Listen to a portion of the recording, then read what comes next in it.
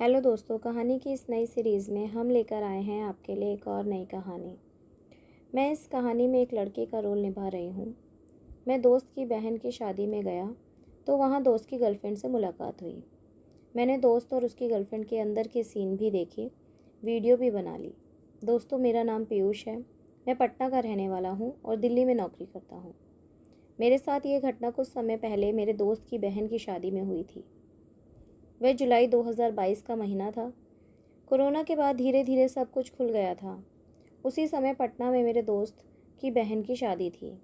उसने मुझे वहाँ बहुत ज़्यादा दबाव डालकर छुट्टी लेकर आने को कहा। क्योंकि वह मेरा ख़ास दोस्त था तो मैं मना भी नहीं कर पाया। उसने यह भी कहा था कि उसकी माशूका भी आ रही है। मैं भी कोरोना की वजह से बहुत दिनों से घर से बाहर नहीं गया था, तो घूमने का मौका मिल गया था। इन सब वजहों से मैं शादी में जाने के लिए तैयार हो गया। मैं शादी के एक दिन पहले ही पटना पहुंच गया।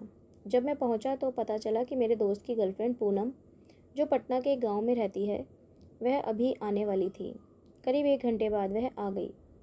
पूनम एक बहुत ही सुंदर लड़की थी। वह घुंघराले बालों वाली 22 साल की मस्त फिगर वाली कयामत थी। मैंने आज से पहले उसे कभी नहीं देखा था। वह इतनी खूबसूरत थी कि उसे देखकर मेरा मन पानी पानी हो गया और उसे प्यार करने का मन करने लगा।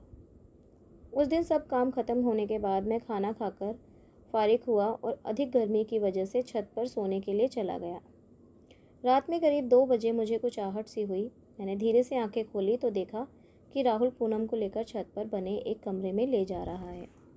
उधर घर का कुछ पुराना सामान और शादी से संबंधित कुछ सामान रखा हुआ था। मैं तुरंत समझ गया कि रात के 2 बजे गर्लफ्रेंड को लेकर कमरे में ले जाने में कौन सा काम किया जाने वाला होगा। पर मैं अपनी आंख बंद करके लेटा रहा। उनसे कमरे में जाने के करीबन 2 मिनट बाद मैं उठ गया और वहाँ गया तो देखा दरवाज़ा अंदर से बंद हो गया था। मैं समझ गया कि अंदर खटाखट वाला काम चालू हो गया है। मैंने जब दरवाजे के बने ऊपर खिड़की से झांक कर देखा तो अंदर का काम चालू हो चुका था। पूनम और राहुल एक दूसरे से लिपटे हुए थे और कुछ पल बाद वो दोनों क्रिकेट का खेल खेलने लगे। करीब 5 मिनट तक उन दोनों का मैच चला और राहुल आउट हो चुका था।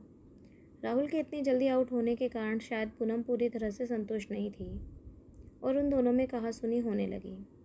उसके बाद पूनम उठकर चलने लगी। मैं अपनी जगह से हटकर वहाँ जहाँ सोया था वहाँ आ गया और सोने की एक्टिंग करने लगा। अब मेरा भी मन पूनम के साथ क्रिकेट खेलने का होने लगा। मैं रात भर कुछ सोचता रहा और करवटें बदलता रहा। फिर सुबह 4 बजे नींद आई और मैं सो गया।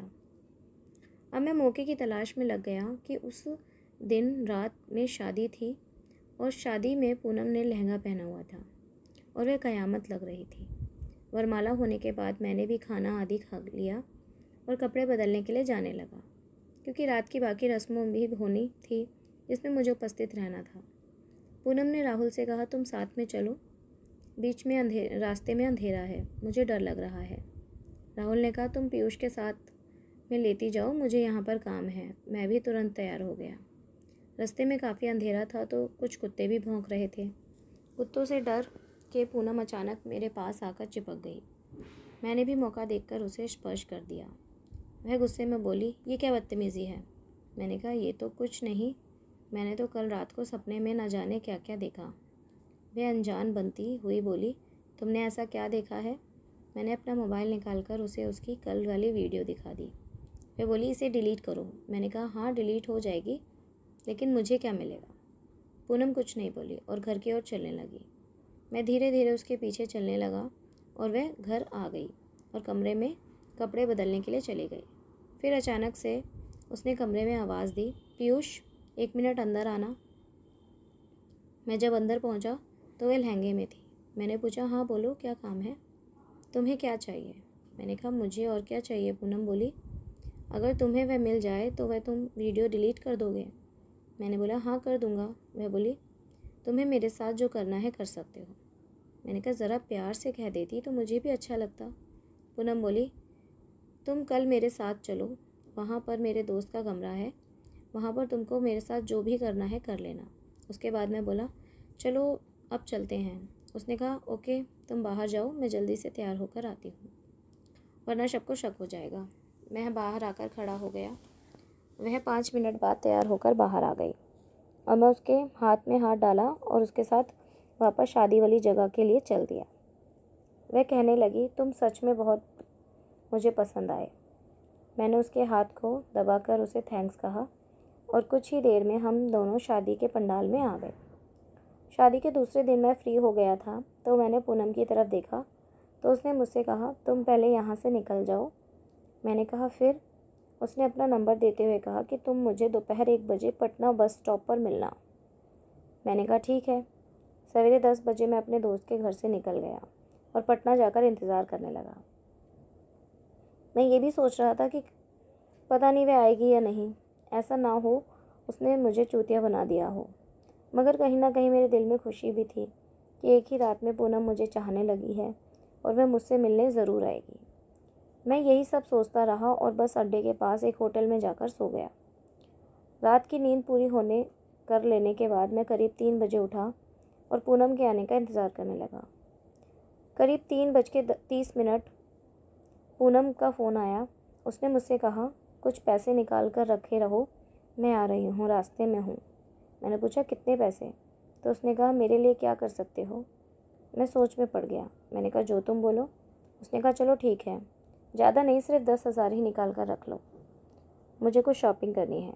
मैं सोच में पड़ गया। मैंने कहा, अभी तो इतने पैसे नहीं है मेरे पास। तो वह हंसने लगी। उसने कहा, अच्छा 5,000 तक हो पाएगा? मैं चुप रहा और सोचने लगा, इससे अच्छा तो 5,000 में तो रशियन मिल जाएगी। पूनम कुछ मिनट शांत रही और बोली, ठीक है, जितने हैं उतने ही निकाल लो, बस बहाना मत करना, मैं थोड़ी देर में पहुंच रही हूँ। मैंने भी सोचा कि अभी तो कोरोना चल रहा है, अभी इस देसी से ही काम चला लेता हूँ, फिर जब मौका मिलेगा तो रशियन के बारे में सोचूंगा। बस मैं जल्दी से एटीएम से पैसे निकालकर पूनम का इंतज़ार करने लगा। वह करीबन 4 बजे आ गई। उसने सिंपल सा सलवार सूट पहना हुआ था और हल्की गुलाबी रंग की लिपस्टिक लगाई थी। वह साधारण सी ड्रेस में भी कयामत लग रही थी। उसने बाल खुले रखे थे और बालों में एक छोटा सा क्लचर लगाया हुआ था।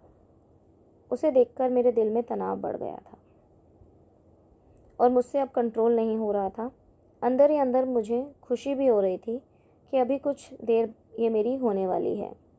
पर मेरे पास आई और हम लोग वहाँ पर बने एक एसी कैफ़े में पिज़्ज़ा खाते हुए बात करने लगे। मैंने उससे जगह पूछकर ओला टैक्सी बुक कर दी और उसके आने का इंतज़ार करने लगे। 5 मिनट में टैक्सी भी आ गई। पूनम मुझे इंदिरा नगर अपनी एक सहेली के यहाँ ले गई। उसका नाम पूजा था।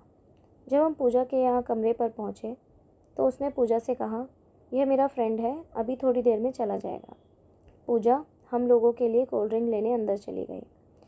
पूनम ने मुझसे पैसे मांगे और मैंने पूनम को पैसे दे दिए। तभी पूनम अंदर गई और उसने पूजा को पैसे देकर कहा कि तुम शॉपिंग कर आओ, मुझे इससे कुछ काम है, जब आना तो फ़ोन कर लेना। पूजा समझ गई कि क्या मामला है। अगले 5 मिनट ही पूजा तैयार होकर निकल गई। वह पूनम का इशारा समझ गई थी। उसके जाने के बाद मैंने पूनम से पूछा, वह कहाँ चली गई? उसने मुझे 3,000 वापस देते हुए बताया कि मैंने उसे 2,000 शॉपिंग के नाम पर दे दिए हैं, वह शॉपिंग करने गई है, अब कोई टेंशन नहीं है। मैं उसकी इस चतुराई पर फिदा हो गया और उसके लिए मेरे मन में बना गलत भाव भी ख़त्म हो गया। हम दोनों ने थोड़ी देर तक शराफत से कोल्ड ड्रिंक पी। फिर मैंने उठाकर दरवाजे को बंद कर दिया और सारे पर्दे भी खींच दिए। अब मैं पूनम के साथ क्रिकेट का मैच खेलने लगा। मैं चौके छक्के लगा रहा था और पूनम भी मेरा पूरा साथ दे रही थी। करीब 30 मिनट बाद मैं आउट हो गया और वह भी इस खेल में 2 बार आउट हो गई थी। कुछ मिनट बाद हम दोनों एक दूसरे से अलग हुए और हम दोनों नहाने के लिए उठे और एक साथ ही बाथरूम में चले गए। हम दोनों नहा धोकर तैयार हो गए। तब तक शाम के 7 बज चुके थे। फिर पूनम का फ़ोन करके पूजा को भी बुला लिया। पूनम ने मुझसे कहा, तुम्हारे साथ बिताए हुए पल मुझे हमेशा याद रहेंगे। वाकई में पूनम को कहना तो पटना के छोटे गांव की है, लेकिन कयामत है। उसके लिए जो भी कहूँ उसकी तारीफ़ में वो कम है। तो दोस्तों, ये कहानी आपको कैसी लगी हमें कमेंट लिख करके ज़रूर बताएं और हमारे इस चैनल को सब्सक्राइब ज़रूर करें और इस कहानी को अपने दोस्तों के साथ शेयर ज़रूर करें। धन्यवाद।